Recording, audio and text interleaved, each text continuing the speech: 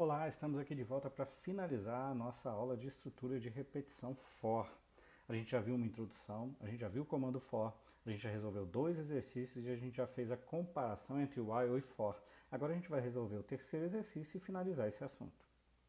Bom, o enunciado do exercício. Implemente um programa que leia a quantidade de experimentos realizados, que é um valor inteiro, e para cada experimento ela leia o valor obtido como resultado. Então, se eu fiz 10 experimentos, eu vou ler 10 valores, como eu já disse.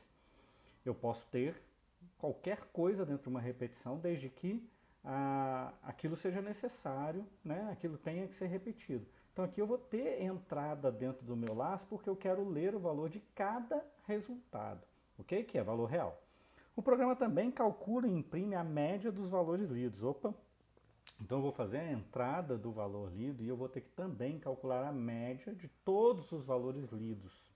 Ok. Vou ler o primeiro valor, vou ler o segundo, vou ler o terceiro, vou ler o quarto, vou ler todos os valores. Para calcular a média, o que eu vou precisar? Eu vou precisar acumular cada valor num somatório para depois dividir pela quantidade de valores, né? Então eu vou ter que, além de fazer a leitura, eu vou ter que fazer um somatório aqui. Eu vou ter que ler e acumular no meu somatório, ler e acumular no meu somatório. Então eu já tenho várias coisas que a gente já aprendeu anteriormente na nossa disciplina. E aí o programa vai calcular e imprimir a média dos valores lidos, né? E ao final ele vai imprimir o resultado com 5 casas decimais. Observação: a quantidade de experimentos deve ser maior do que zero. O usuário é forçado a fornecer um valor válido. Opa, a gente já fez isso antes quando a gente aprendeu while. A gente aprendeu lá no módulo de while como fazer uma entrada forçada. Então, enquanto o número de experimentos for inválido, eu vou pedir mais, eu vou pedir de novo e isso vai ficar claro aqui no nosso exemplo de execução. Nosso exemplo de execução a gente tem o quê? Digite a quantidade zero. Opa, zero não é maior do que zero. Então eu vou pedir de novo. Menos 1. Menos 1 não é maior do que zero. Então eu vou pedir de novo. 3. Vejam, eu tenho um padrão de repetição aqui. Então a minha entrada ela é forçada, validada de forma forçada.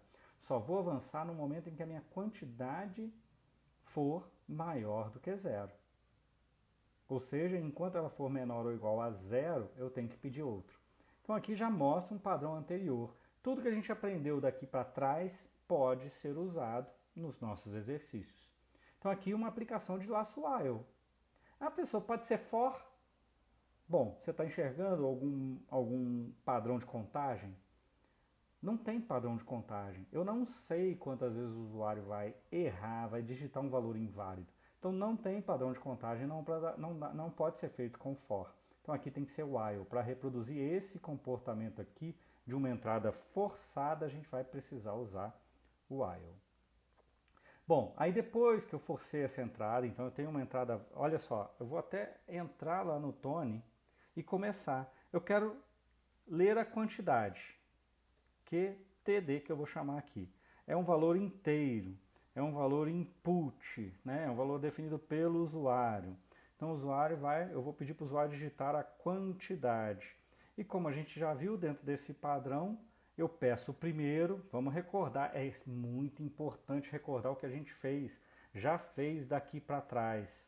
Então quando eu tive a necessidade de forçar uma entrada válida, o que eu fiz? Defini a quantidade, fiz a primeira entrada, fiz um while para avaliar se ele é inválido. Isso é muito importante. Se é inválido. Inválido. E no caso de ser inválido, eu vou ficar pedindo a quantidade de novo. Então vejam que com isso aqui eu estou replicando só esse comportamento aqui até agora. Então a gente tem que ter muito em mente e saber usar aquilo que a gente já aprendeu antes, pessoal. Não tem jeito, tem que saber usar. Por isso que é importante os exemplos, os exercícios anteriores, é muito importante tê-los em mente o tempo todo. Então revisar a matéria, voltar a revisar a matéria sempre que você sentir que está tendo dificuldade, é muito importante. Então como que eu faço isso aqui? Enquanto o QTD for inválido. O que caracteriza um QTD inválido? Um valor menor ou igual a zero. Por quê? Porque eu só posso aceitar valores maiores do que zero, né? É o que diz o enunciado. Então, o enunciado, essa parte do enunciado, diz que a quantidade de experimentos deve ser maior do que zero ou o usuário é forçado a fornecer um valor válido. Então, aqui eu estou reproduzindo isso. Depois que eu conheço a quantidade, eu vou fazer alguma coisa.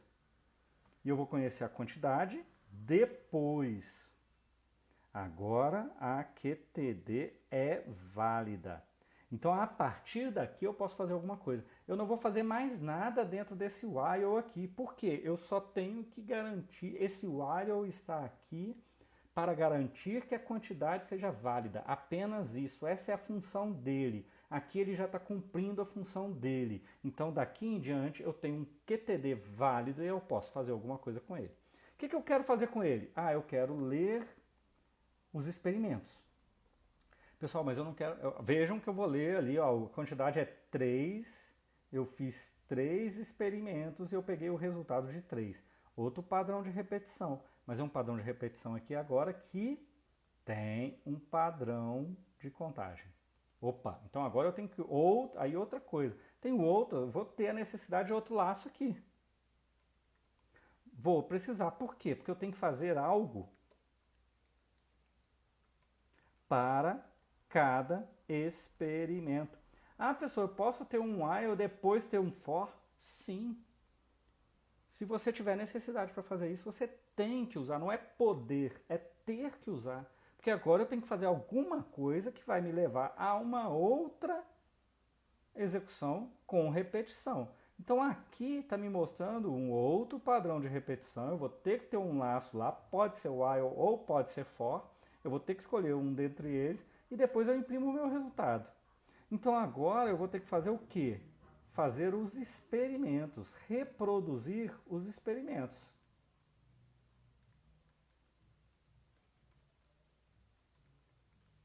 E depois eu vou ter que imprimir o resultado. Então é sempre muito importante. A partir de agora os nossos exercícios vão ter mais coisas para se fazer, mais regras e mais preocupações. Então eu vou ter que observar tudo isso. Bom, qual é o meu objetivo aqui? Ler experimento a experimento, que é um valor real, e ao final eu quero imprimir a média. Então eu vou ter que preparar o quê? O cálculo da média. Como é que eu vou calcular a média? Eu preciso calcular a média. A média, ela vai começar como? Ou então eu posso chamar de resultado, né? Chamar de res aqui. Mas eu poderia chamar de média, porque no final o meu resultado é a média. Porém, sempre pensem o seguinte, a média ela é um processo de 2 etapas. A primeira etapa eu tenho que calcular o somatório. É 15,9 mais 9,6 mais 5. Então eu calculei esse somatório e depois eu vou dividir por 3. Eu calculei a soma dos 3 valores e dividi por 3 para obter esse valor aqui, que é o valor da média. Então eu preciso de uma variável que vai armazenar o resultado da média. Ela mesma pode armazenar o somatório para que ao final eu faça a divisão.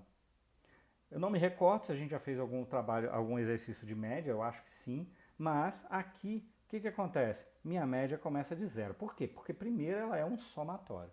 Aí eu vou reproduzir meus experimentos. É um laço e esse laço vai ser um for. Por quê? Porque eu tenho padrão de contagem, eu posso escolher o while, mas eu escolho o for. Toda vez que eu tenho padrão de contagem, eu escolho o for. Então, meu padrão de contagem aqui é o quê? Meu experimento começa de 1 e vai até 3. Eu quero fazer 3 experimentos. Eu tenho uma dica aqui que é o seguinte, simplificar o range. É o meu experimento, é o número do meu experimento aqui que eu estou realizando dentro do meu programa. Eu quero realizar QTD experimentos. Então, se eu fizer um range QTD, eu vou ter QTD experimentos. Por quê? Porque aqui ele vai pegar o padrão de contagem 0 até o QTD menos 1. Ele não inclui o QTD. Então, eu estou criando aqui uma sequência que vai de 0 até o meu QTD menos 1. Por quê? Porque o QTD não vai ser incluso. Tendo isso em mente, eu consigo criar esse E, eu sei que esse E vai começar de 0, vai ser incrementado de 1 e vai chegar até o QTD menos 1. Eu gosto de fazer dessa maneira porque eu simplifico o meu range, mas se eu quiser reproduzir exatamente o que está lá, eu tiro, vou de 1 até QTD, aí eu tenho que ter essa preocupação. É de 1 até o QTD, inclusive, olha como fica meu range. Então, eu, particularmente, eu prefiro simplificar o range e usar o padrão depois. Então, aqui eu começo de 0 e vou até o QTD menos 1. Tenhamos isso em mente e vamos lembrar que agora eu tenho que fazer alguma coisa aqui. O que eu quero fazer? Eu quero calcular o somatório de todos os valores que vão ser definidos pelo usuário. Então, defini o primeiro, defini o segundo, defini o terceiro. Então vejam que aqui a mensagem, eu vou ter que ter um input aqui, né? Que o resultado do meu experimento, ele vai ser igual ao float, porque é um número real, como diz o enunciado. Eu vou ter que fazer aumentar. Professor, pode ter input dentro do for? Claro! Se eu tiver que fazer inputs repetidamente. Se eu tiver que repetir inputs, eu vou ter input dentro de um laço. E aqui eu tenho um padrão. Digite o experimento 1, digite experimento 2, digite experimento 3. Eu tenho uma contagem aqui, ó. Isso aqui vai virar uma variável porque ele vai mudar. No primeiro input vai aparecer 1, no segundo 2, no segundo 3. E aí é aqui que está o X da questão. Eu tenho o meu contador aqui. Eu tenho um contador que vai assumir 0, 1, 2, 3 até o QTD menos 1. Na minha saída eu quero incluir 1, 2, 3 até o QTD. Bom, a diferença aqui é de 1. Então eu gosto de fazer dessa maneira e colocar aqui o meu E mais 1, o meu contador mais 1. Porque aí ele vai me dar como resultado o quê? 0 mais 1 é o quê? 1. 1 mais 1 é o quê? 2. Até o QTD menos 1 mais 1, que é igual ao QTD. Então, quando eu faço o range dessa maneira, eu simplifico o meu range, mas eu tenho uma contagem que começa de 1, começa de 0 e vai até a minha quantidade menos 1. Então, se na minha saída eu tenho a necessidade de reproduzir a contagem 1, 2, 3, começando de 1, basta eu somar mais 1 aqui, que eu tenho esse mesmo efeito. Então, esse 0 vai virar 1, então quando ele chegar aqui, aquele 0 lá vira 1, aquele 1 vai virar 2 e o 2 vai virar 3. E ele para, por quê? Porque ele não vai incluir o 3 na contagem aqui. Então, se o QTD for 3, eu tenho esse padrão, esse comportamento aqui. Então, agora que eu já marquei que eu sei que é válido, então minha média começa a ser calculada aqui. Esse while já acabou para garantir que eu tenho um QTD válido. Agora eu fiz um for, eu comecei minha média como somatória. Vejam, eu acabei de ler um resultado, eu quero agregar esse resultado na minha média. Então eu vou fazer o somatório. Lembra dos 2 passos para calcular a média. É isso, mais isso e depois dividir pela quantidade. Então aqui, ó, nesse processo, eu estou fazendo o somatório. A minha média é o somatório. 0 mais 15,9, mais 9,6, mais 5. Eu estou reproduzindo essa sequência, porque é essa sequência que eu preciso reproduzir. Então, depois que eu reproduzi essa sequência, eu já fiz tudo isso aqui.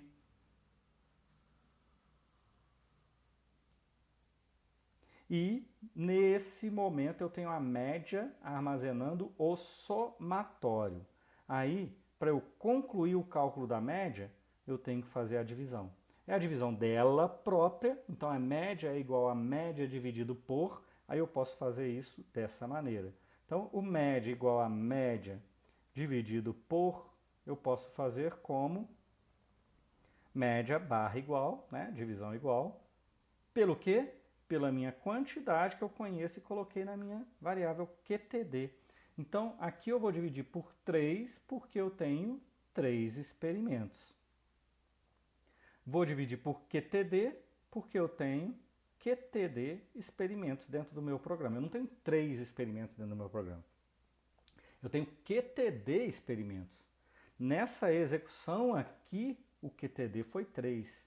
Mas eu posso fazer 10, 15, 20, quantos eu informar na entrada. Então aqui, no meu programa, não tem 3, tem QTD. Aí, aqui eu acabei, porque muita gente, eu falo isso porque muita gente vem aqui e coloca um 3 aqui. Beleza, e na outra execução, quando não for 3? Né? Então, QTD é a variável que eu criei para representar aquele 3 quando eu fornecer 3 como entrada para ele.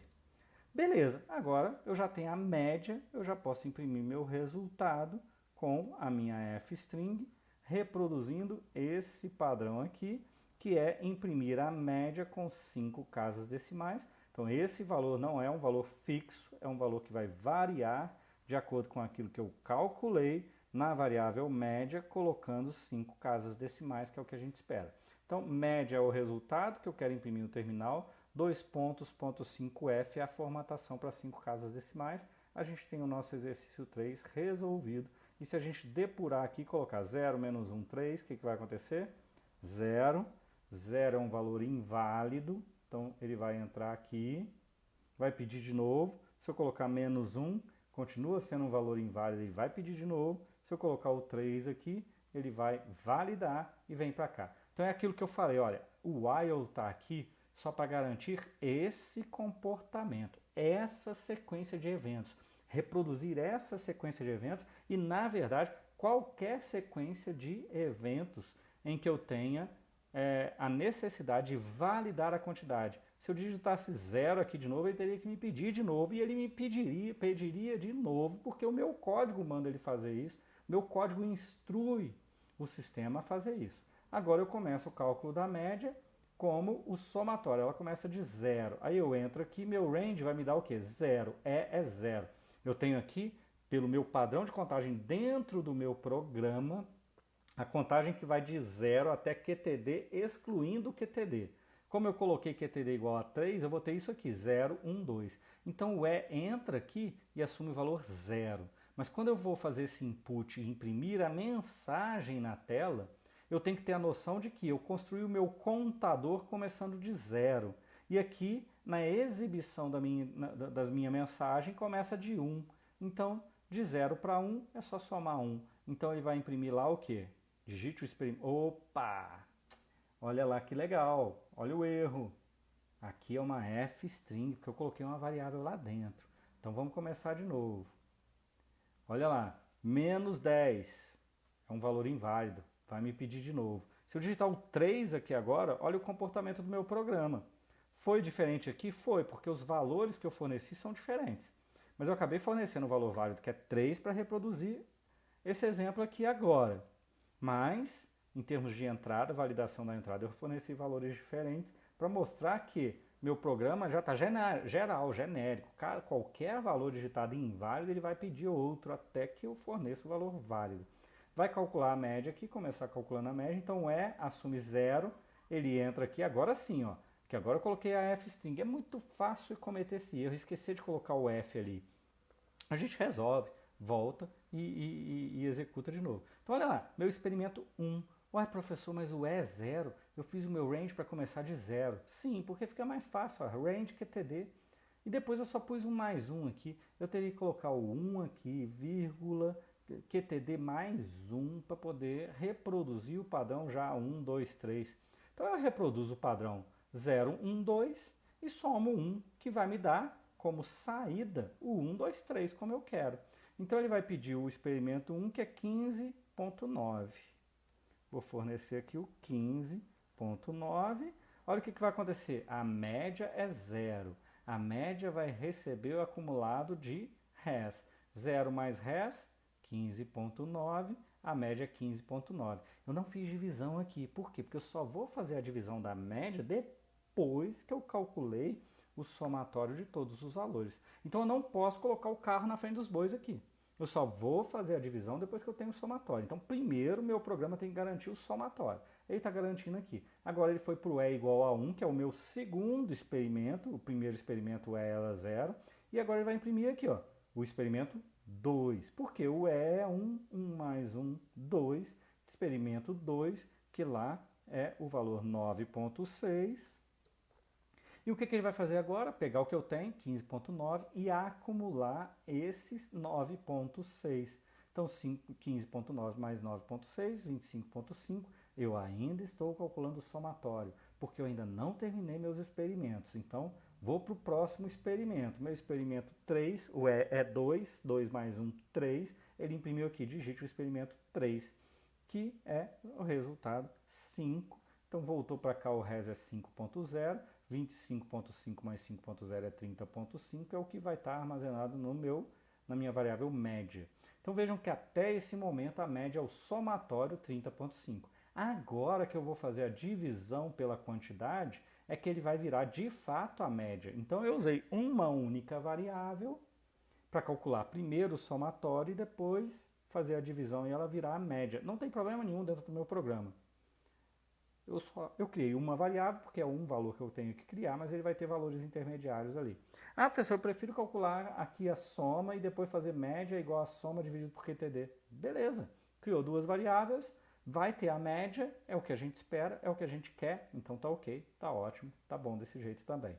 Então agora ele vai imprimir a média com 5 casas decimais, como a gente esperava, como o exercício solicitou, 10,1667. 10,1667, como a gente esperava, né? O exercício está resolvido e aqui a gente tem a resolução desse exercício com o mesmo padrão, com a mesma estratégia que foi adotada ali na minha resolução.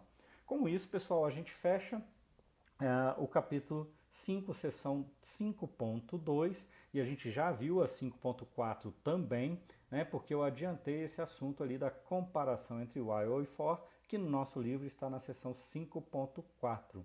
Galera, revejam esse conteúdo, né, refaçam todos os exercícios propostos do capítulo 5, agora verificando, né, onde e quando você pode usar o for no lugar do while. Então, beleza, acabamos aqui nossa aula de comando de repetição for. Até a próxima.